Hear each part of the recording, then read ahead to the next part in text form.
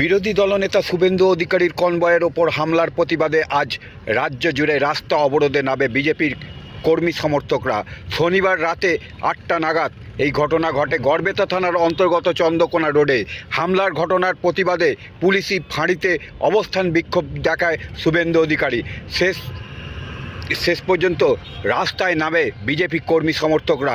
আজ সকাল থেকেই চন্দননগর তালডাঙ্গার বিজেপির কর্মী সমর্থকরা রাস্তা অবরোধ করে, রাস্তায় টায়ার জ্বালিয়ে রাস্তা অবরোধ করে বেশ কিছুক্ষণ বিক্ষোভ দেখায়। তারপর পুলিশি হস্তক্ষেপে অবরোধ উঠে যায়।